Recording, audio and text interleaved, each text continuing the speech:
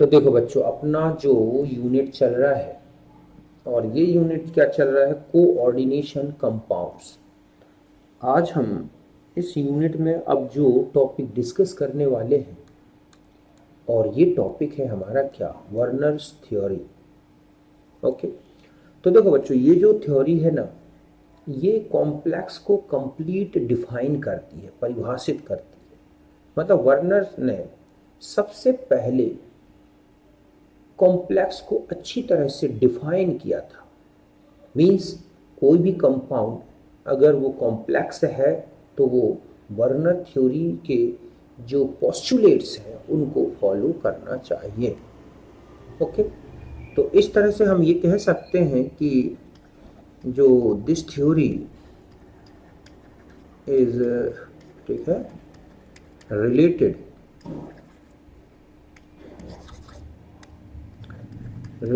To structure and nature of complexes। Main postulates जो है इसके पोस्टुलेट्स आर, देखो पहले इसने ये कहा है कि कॉम्प्लेक्स में सेंट्रल मेटल एटम जो है टू टाइप्स की वैलेंसी शो करता है। इनमें से एक कहलाती है प्राइमरी वैलेंसी और एक क्या कहलाती है, सेकेंडरी वैलेंसी। मतलब in complex central metal atom और ion shows two types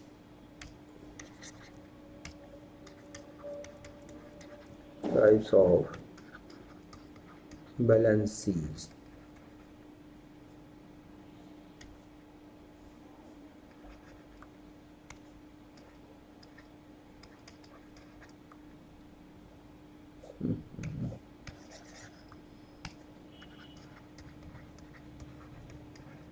balances, first is called primary valency and B secondary valency। समझ गए ना। तो इसने कहा कि कॉम्प्लेक्स में central metal atom two types की वैलेंसी शो करता है। इनमें से एक तो है प्राइमरी वैलेंसी और दूसरा क्या है बच्चों, सेकेंडरी वैलेंसी। दूसरा पॉइंट में आते हैं। अब देखो बच्चों, जो प्राइमरी वैलेंसी है ना, वो केवल मेटल एटम के पॉजिटिव चार्ज को बैलेंस करने के लिए लगाई जाती है, जो आयोनाइजेबल होती है और नॉन डायरेक्शनल है और सैचुरेटेड बाय निगेटिव लिगेंड्स या निगेटिव काउंटर आयंस। ओके, तो यहां पर हम आते हैं कि primary valency is ionizable and non-directional। ठीक है, and saturated by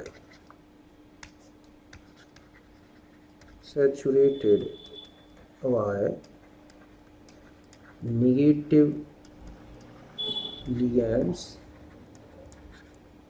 और निगेटिव काउंटर आयंस।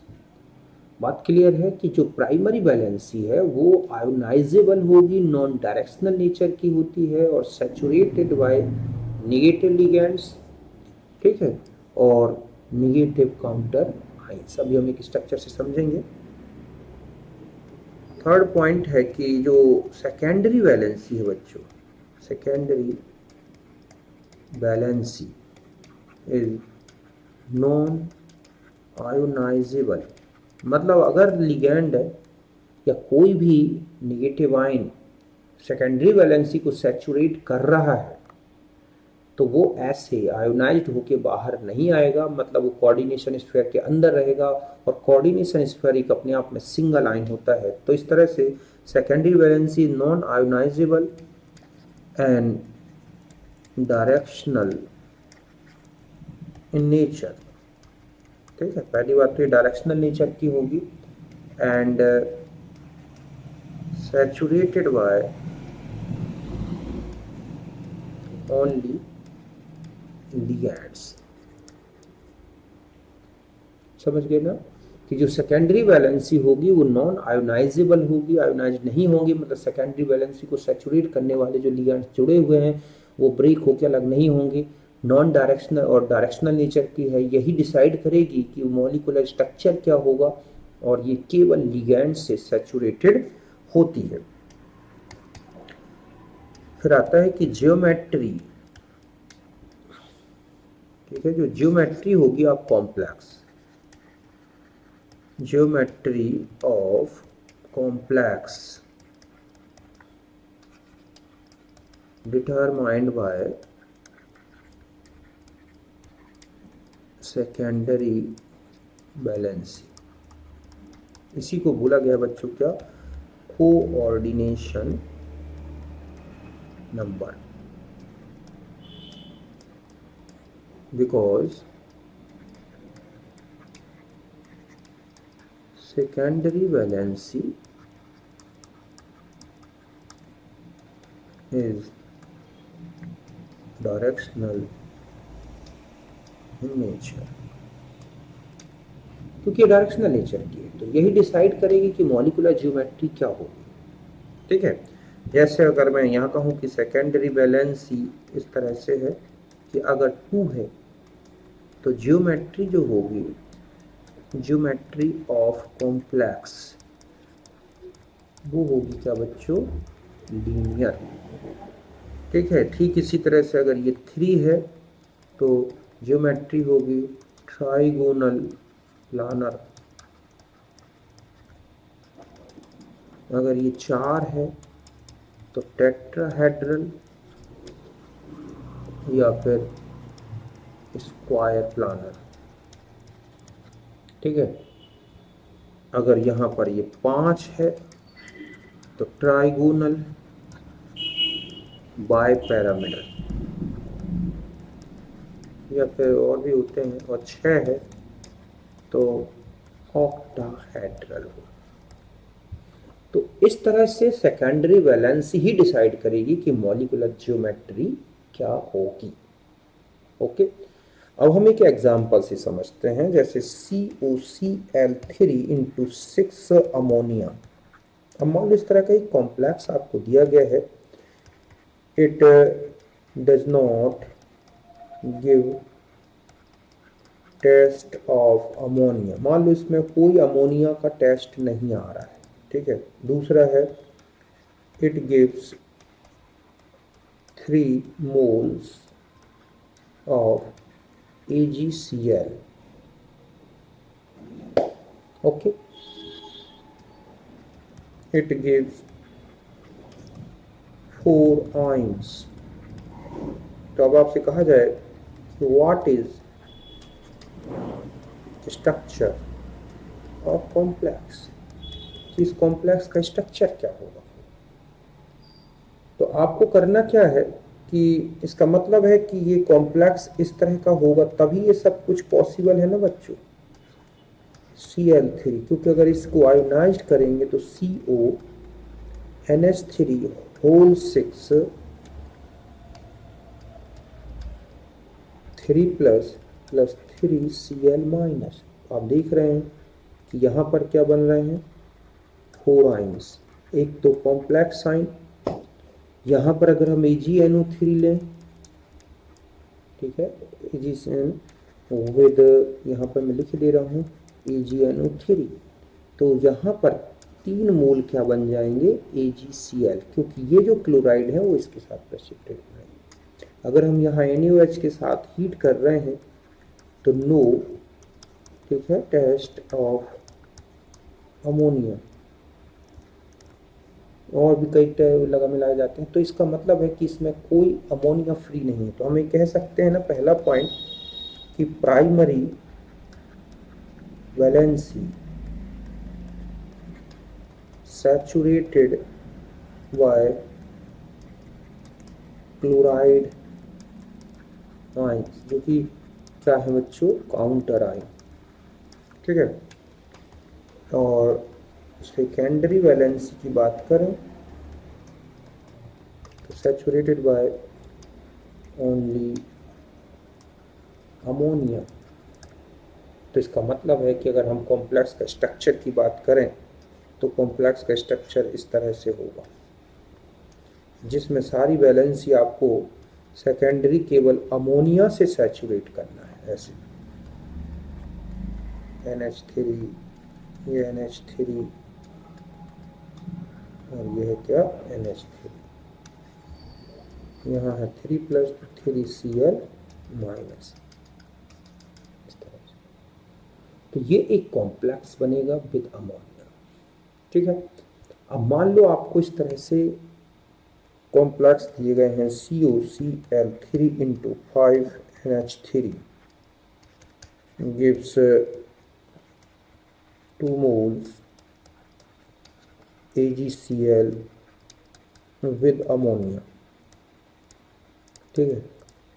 लिखा है COCl3 × 4NH3 gives 1 mole of AgCl with AgNO3। COCl3 × 3NH3 no moles AgCl PPT। तो स्ट्रक्चर्स अगर हम देखें तो देखो, पहले वाले का COCl3 × 5 अमोनिया, इसका मतलब है कि कॉम्प्लेक्स होगा CONH3 होल 5 Cl × Cl2। तो अगर मैं कहूँ इसका स्ट्रक्चर आपसे कहा जाए बना के बताओ, तो आप यहाँ लिखेंगे CO इस तरह से, यहाँ पर Cl जोड़ दें, बाकी जगह अमोनिया जोड़ दें। ठीक है। तो इस तरह से आपने देखा कि यहाँ पर 5NH3 + 1Cl- act as ligand। ठीक है। 2Cl- act as counter ion। 1Cl जो है saturated primary and secondary valency, 2Cl- saturated only primary valency. बात क्लियर है। तो इस तरह से 3 आइंस बन रहे हैं पहले वाले का। बाकी के देखो, बाकी जैसे लिखा है COCl3 × 4 अमोनिया, आप ध्यान रखें अमोनिया को टोटल लिगैंड में जोड़ना है। तो यहाँ हो जाएगा NH3 होल 4 Cl का होल ट्वाइस Cl-, है ना। COCl3 × 3 अमोनिया, तो ये कैसा हो जाएगा, NH3 का होल थ्राइस Cl का होल थ्राइस। तो इसके बनेंगे 2 आइंस 1 मोल AgCl, है ना। No ions, no AgCl PPT, इस तरह से।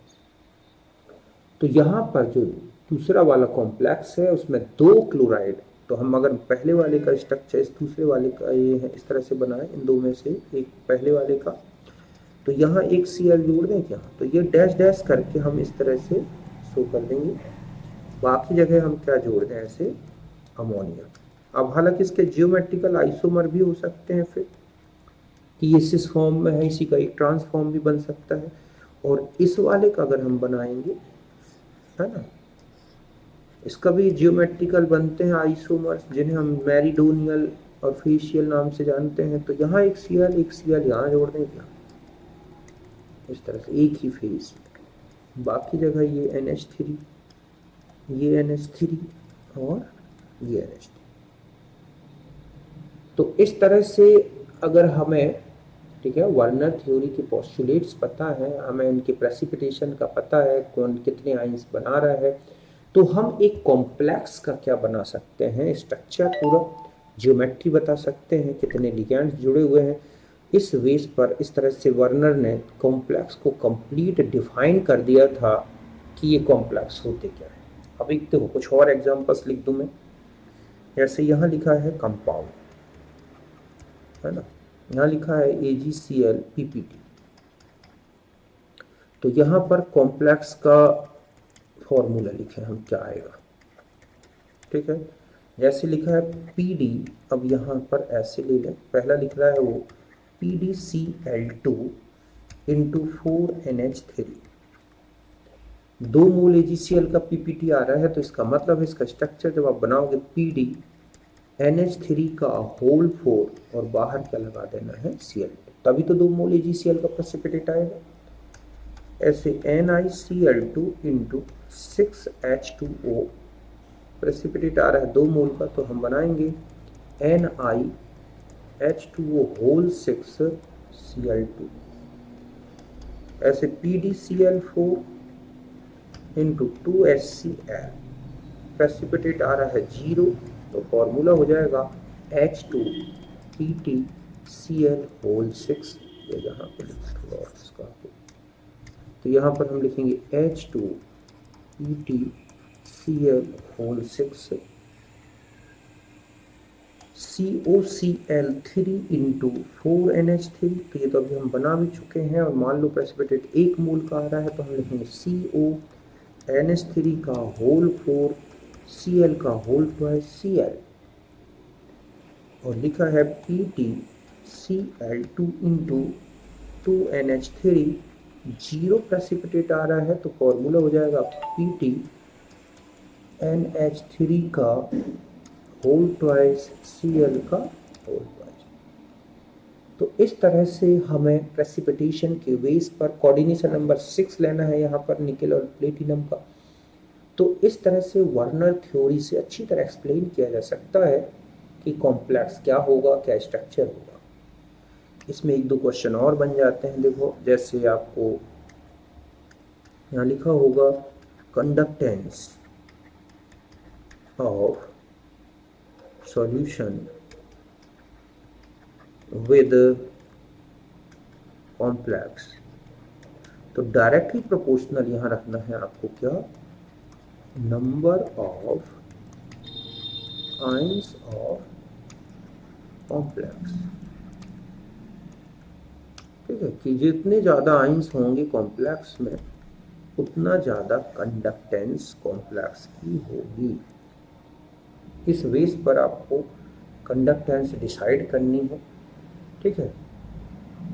जैसे मान लो आपको 4 कॉम्प्लेक्स दे रखे हैं, K3FeCN whole 6, K4FeCN whole 6, H2PtCl whole 6, KNiCl,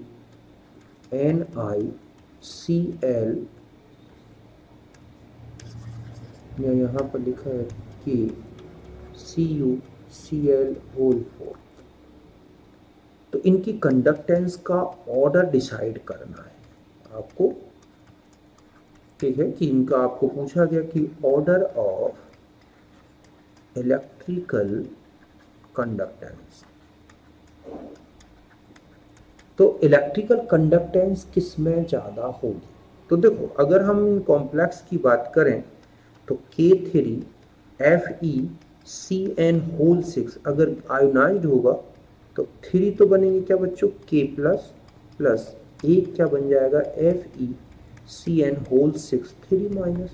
तो यहाँ पर आइंस की बात करें तो कितने हो गए, 4।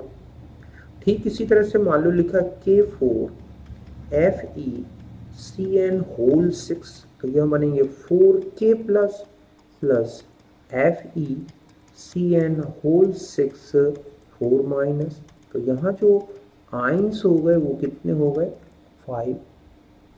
ऐसे H2 Pt Cl whole 6 ionised होगा तो 2H plus plus Fe Cn sorry Pt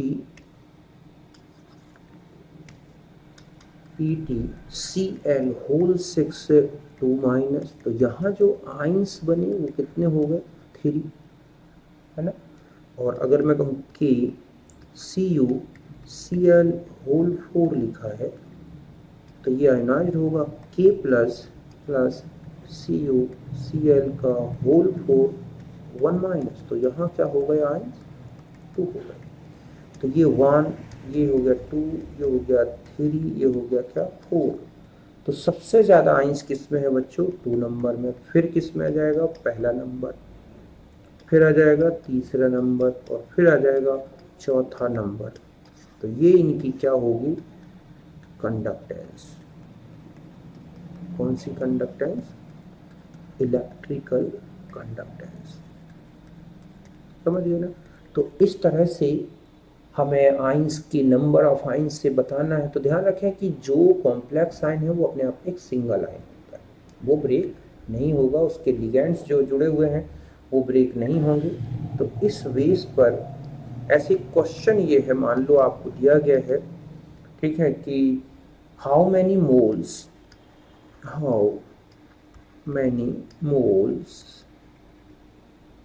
of AgCl given by 0.1 molar and 100 ml of COCl3 into 6NH3 complex. ठीक है, तो आपको पूछ रहा है कि अगर 0.1 molar 100 ml COCl3 6 ammonia complex लिया जाए तो उससे कितने मोल AgCl बनेंगे। तो सबसे पहले तो मैं इसका कॉम्प्लेक्स बना दूं, कोऑर्डिनेशन नंबर 6 ही लेना है, 6Cl3, तो आयोनाइज्ड हुआ CONH3 का होल 6 प्लस 3 माइनस। तो जब ये 1 मोल रहता है तो 3 मोल मिलेंगे क्या बच्चों AgCl।